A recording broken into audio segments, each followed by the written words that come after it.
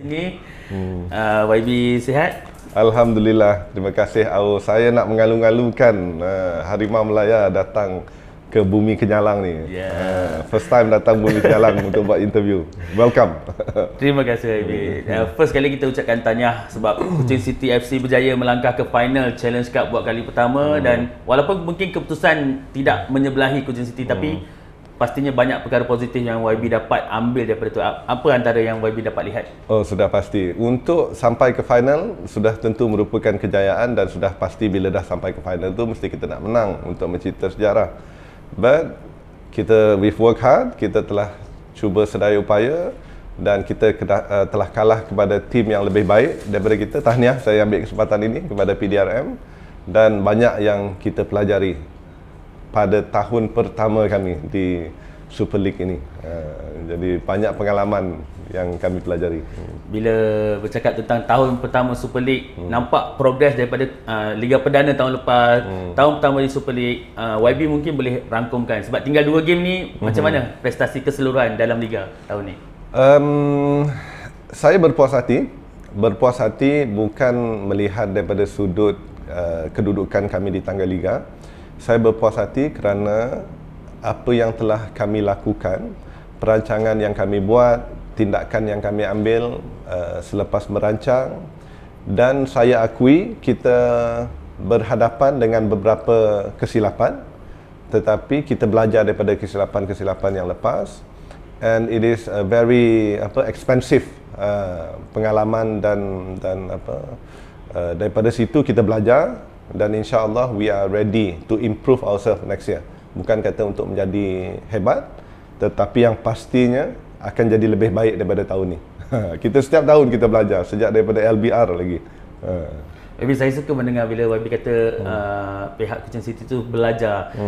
Dia macam sejajar lah dengan moto small club big heart kan, sentiasa belajar. Jadi kalau mengenangkan operasi ataupun progres ni, apa sebenarnya penekanan utama yang YB akan jaga sepanjang operasi ni? Pengurusan. Dia pengurusan. Tak kira kita sebuah kelab bola sepak di Super League ataupun kita pasukan bola sepak untuk lawan 7-a-side knockout dekat kampung mana-mana ke, tak kira kita nak buka gerai burger ke ataupun kita nak buka syarikat mengimport barang ke, semuanya sama. Pendekatan tu kena sama, iaitu kita kena ada perancangan, kena ada structure, kita kena ada sistem, dan bila semua tu dah in place, kita kena ikutlah. Jangan kita duk sibuk nak buat perancangan, nanti dalam mesyuarat sampai ke bulan kita punya perancangan, lepas tu tak ada tindakan. Biarlah pun perancangan tu sampai ke tingkat 1, tingkat 2, bukannya sampai ke bulan, tapi yang pastinya kita kena follow through dengan tindakan. Lepas follow through dengan tindakan, kita tengok balik apa yang perlu improve, then what's next. Kalau kita stick dengan lane tu, insya-Allah kita akan sentiasa improve. Tak bolehlah nak turun naik tingkat 10 ke tingkat 20 kan. So dia kena ada perancangan tu. Bagi saya itu yang paling penting. YB, soalan saya ni mungkin berat sikit untuk YB jawab, tapi kalau YB tak keberatan sebab sampai 2023 ni masih berlaku masalah pembayaran gaji kelab-kelab di Malaysia dan ramai player terjejas. Of course di Sarawak masih terkait dengan tim satu lagi yang memang ada masalah. Jadi untuk pihak Kuching City FC, apa yang YB jaga untuk pastikan benda tak berlaku di Kuching City? Okey. Macam saya katakan kan, kita kena tengok macam benda-benda lain juga. Kita nak buat stall burger ni kan, nak jual burger, masuk-masuk dah nak buat 5 gerai burger, dah 5 stall burger kita nak buat sekali. Nak cari duit nak buat 5 stall burger tu satu hal pula. Dah ada 5 stall burger, nak letak 5 orang kerja. So benda ni dia kena step by step. Dia tak boleh kita tengok member lain tu dah ada stall burger 10, walhal dia dah buka stall burger dah 10 tahun dah. Janganlah ikut. Kita start lah kan, slow-slow. Kalau semua start dengan cara yang betul, dengan cara yang ni, mungkin kita tak dapat bagi gaji yang besar sangat. Mungkin player yang kita dapat tu taklah sebaik player yang gaji mahal. Tak apalah, kita start lah dulu kan. Then after we start, bila dah tim dah okay, support pun banyak, bila kita dah proper sponsor pun ada, dan kita tambahlah lagi dengan player yang lebih quality, tambah pula dengan player yang lebih quality. Tapi dalam masa yang sama tu kena ajarlah anak kita buat burger tu. Tak payahlah kita cari orang lain kan. So bila ajar kita ada sistem untuk mengajar, then at least taklah kita bergantung harap sangat dengan player-player yang lain. So kalau tim-tim macam tu semua, then it will be an even playing ground. Bila even playing ground, mungkin pada mulanya kualiti liga tu taklah seperti liga-liga lain, tetapi bila kita semua melakukan perkara yang sama, it will gradually, dia secara apa kata orang, what do you call it, secara semula jadilah kan, semula jadi dia akan berkembang. So banyaklah ruang-ruang untuk player lain. Ia bukan sesuatu yang mudah bukan sesuatu yang mudah, but at least lah kita dah ada sistem yang macam tu. Kalau kita semua boleh ikut, taklah teruk sangat macam tim kucing kecil macam kami ni nak ambil player mahal. Dan mungkin kalau YB boleh share apa cabaran paling besar sepanjang tahun pertama Liga Super ni, yang paling nyata mestilah kos kan, nak kena ke Semenanjung selalu. Boleh YB ceritakan apa cabaran dia?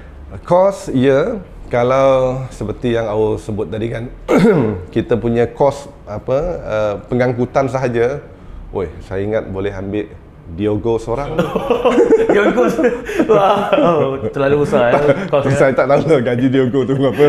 Saja je. Maksudnya kami boleh ambil player yang lagi bagus menggunakan kos tu. But kita dah buat keputusan nak masuk. I'm not complaining sebab kita yang buat keputusan nak masuk Liga Super ataupun Liga Malaysia ni. Dengan pada awalnya tahu kita akan berhadapan dengan cabaran tu, tak ada masalah bagi saya. Kita dah bersedia, walaupun agak mencabar dan susah, but kita dah buat keputusan nak berhadapan dengan masalah tu. Takkan pula sekarang saya kata, oh tak boleh lah macam ni, kami macam ni. So that's not how we work. Memang kita dah jangkakan benda tu.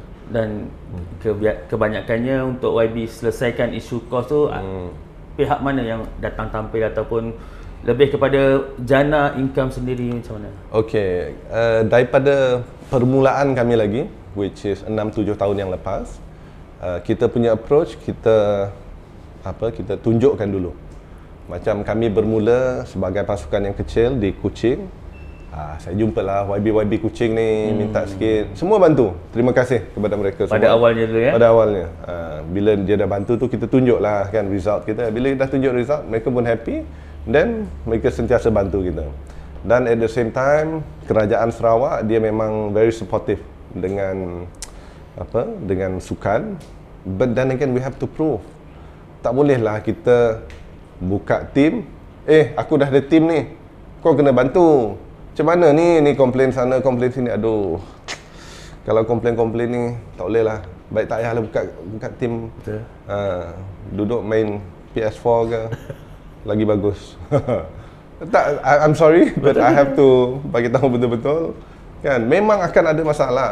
Bila orang tak boleh bantu tu, janganlah start nak menyalahkan.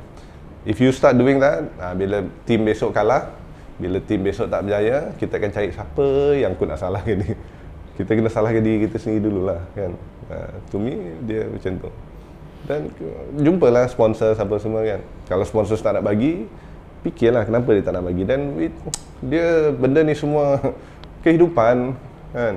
Nak tackle awet, dia tak nak kita. Marah awet, kau sombong lah. No, macam tu.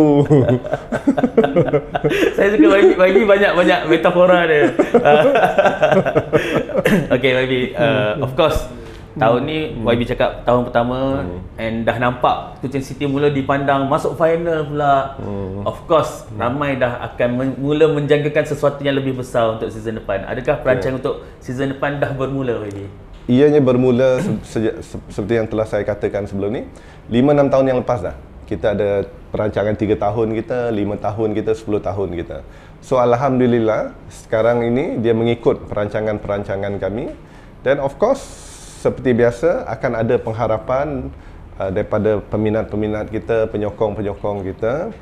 But saya cuba tak nak larikan fokus saya kepada, kita takut kita pressure dengan pengharapan, dengan komen, kritikan, kecaman, then we start to move away daripada landasan pergerakan kita ni supaya nak puaskan hati orang lain. Saya cuba kekalkan fokus kami. Apa yang kita telah rancangkan, we have to move forward. Kalau rasanya ada tergendala ke apa, then we go back to the drawing board. berbincang, board of director, tanya pendapat coaches apa semua, dan kita amend sedikit dan fokus lagi to move forward. So yes, mungkin ada pengharapan yang tinggi, and I have pengharapan yang tinggi untuk tim tu juga. So hopefully kita dapat achieve lah pengharapan tu. And of course dari segi pasukannya kita dimaklumkan tim dah ikat coach Aidil Sarin untuk tahun depan juga. Yes. Jadi apa antara perbincangan untuk coach improvekan pasukan? Apa antara? Kita telah duduk berbincang dengan coach Aidil. Dia telah memberi gambaran apa yang perancangan dia untuk tahun hadapan yang perlu dilaksanakan oleh board of director. Perbincangan awal telah dilakukan, tetapi kita mengambil keputusan selepas final MFL Challenge Cup, barulah kita sit down. Kita telah mendapat gambaran daripada Coach Aidil dan saya sangat berpuas hati dengan perancangan, gambaran ataupun dia punya mission tu, dan cara untuk mencapai objektif tu. Very interesting. Hopefully tahun hadapan Kuching akan membuat bukan kejutan, akan memberi saingan dan juga fan kita di Kuching akan happy melihat perubahan yang kita bawa pada tahun hadapan. Tapi saya rasa lagi best kalau YB dapat beri bayangan sikit. Mungkin kita dapat membayangkan ada mungkin dana yang lebih besar, dan dengannya juga ada beberapa nama-nama besar player yang dah disebut-sebut akan ke sini. Kalau YB tak kisah ada sebut. First, dana dia masih lebih kurang sama, taklah dana yang besar, tetapi kita telah duduk berbincang dengan the management macam mana kita nak fully utilize dana tu untuk mendapat player yang lagi bagus. Tanpa menjejaskan perjalanan bajet kami tahun demi tahun. Kalau saya nak bagi tahu dekat sini tu kontrak dia belum habis lagi kat tim lain, macam mana saya nak bagi tahu? Tapi memang perancangan akan bawa nama besar juga masuk. InsyaAllah kita akan bawa nama besar ke Kuching City FC tahun hadapan tanpa compromising menggunakan talent-talent muda kita. Kalau kita lihat Coach Aidil, dia guna budak-budak muda kita, 4-5 orang budak muda dalam padang first 11. So kita nak dia kekalkan filosofi tersebut. So dia pun bagi tahu kami board of director bagaimana cara dia nak bentuk budak-budak muda ni dengan membawa nama-nama besar yang nama-nama besar bukan saja yang akan memberi impact kepada pasukan dari matches, tetapi dalam beliau to groom the new players ni. Itu dia punya pemilihan, dia punya kriteria pemilihan player yang dia nak bawa masuk ni. Saya happy dengar kalau betul prinsipnya untuk utamakan juga bakat-bakat, sebab of course orang tahu Sarawak punya talent dulu Effendi Julaihi, Ramos Sari, Ramlan Sari, Gilbert Kasidi Gawing. Orang nak tengok nama-nama Sarawak tu kembali, dan sekarang YB boleh sahkan itu akan jadi keutamaan. Exactly. Daripada kita ambil Coach Ifan dulu dah. Kita bagi tahu dia filosofi klub kami macam ni. Bila Coach Aidil masuk pun kita bagi tahu macam ni, dan matching betul dengan Coach Aidil punya filosofi sebab dia suka budak muda-muda ni kan.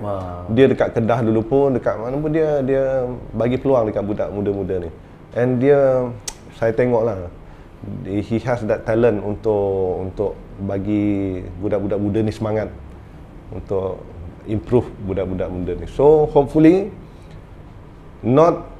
bukanlah dalam masa yang lama ada budak Sarawak akan menyarung jersey kebangsaan Harimau Melaya. Itu harapan saya. And tadi sebelum interview ni pun kita ada borak-borak sikit kan. YB bagi tahu perancangan perkembangan untuk season depan tu bukan setakat pada pasukan je, ada infra juga. Infra, community. Sebab bagi saya ekosistem tu kena tepat. Kalau kita ada team tapi supplier kepada tim tu tak ada, tu pun tak jadi juga. So that means kita kena ada strong academy. Kita akademi Kuching ada, tetapi kita tak boleh mengharapkan akademi Kuching saja. Dekat Sarawak, dekat Kuching, kita ada banyak lagi akademi lain yang aktif. First Touch, akademi apa lagi? Dulu kita ada Petra, Giant Academy. So kita ada banyak akademi-akademi yang bagus, tetapi infra dia tak ada. So apa yang cuba saya sediakan adalah infra untuk akademi-akademi, bukan saja padang untuk mereka